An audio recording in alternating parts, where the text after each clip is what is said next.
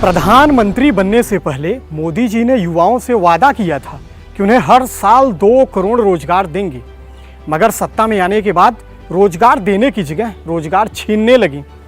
मोदी जी के प्रधानमंत्री बनते ही बेरोजगारी ने सारे रिकॉर्ड तोड़ दिए। नौकरी मिलना तो दूर, नौकरी बचना भी भारी हो गया। तमाम युवा जो नौकरी करते थे उनमें से बड़ी तादाद में लोग बेरोजगार हो गए। यह सब मोदी सरकार के युवा विरोधी नीतियों के कारण हुआ।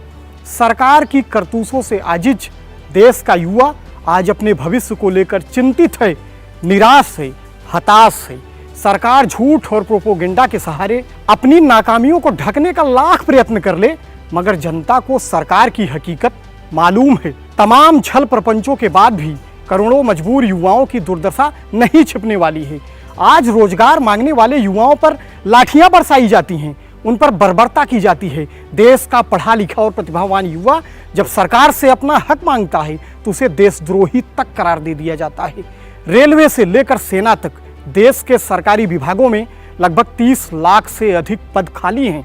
इन पदों पर भर्तियां होनी चाहिए, मगर सरकारी नकारापन देश के योग्य युवाओं को बेरोजगार बने रहने पर मजबूर कर रहा है। CMIE के अनुसार इस समय देश में बेरोजगारी दर 8.11% के रिकॉर्ड स्तर पर पहुंच गई है।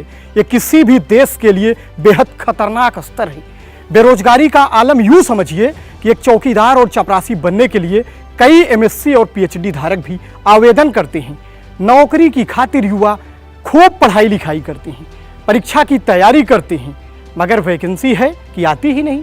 अगर कोई वैकेंसी आ भी गई तो परीक्षा होने में कई साल लग जाते हैं। सालों मेहनत करके जब परीक्षा देने युवा सेंटर पहुंचते हैं तो पता चलता है कि पेपर पहले ही लीक हो चुका है। आज देश के 1/3 युवाओं के पास न तो कोई नौकरी है, न ही कोई कौशल है, न ही पढ़ाई लिखाई।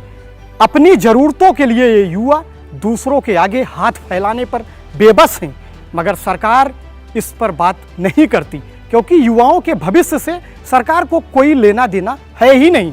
सरकार को डर है कि जब सभी के पास रोजगार होगा तो उन्माद कौन फैलाएगा, भाजपा का एजेंडा और प्रोपोगेंडा कौन चलाएगा। ये सब देश के लिए जितना शर्मनाक है उससे अधिक चिंताजनक। मगर आपदा में अवसर तलाशने वाली सरकार को इससे कोई फर्क नहीं पड़ता। करोड़ों युवाओं को मानसिक और आर्थिक रूप से अपंग बनाकर उनके सपनों को बेरहमी से कुचलकर युवा हितैषी होने का दावा करने वाली सरकार की असलियत इस देश की जनता जान चुकी है। सरकार को यह बात याद रखनी चाहिए कि नौकरी की खातिर अपनी जवानी गलाने वाले युवाओं को मूर्ख समझने की कीमत सरकार को चुकानी पड़ेगी।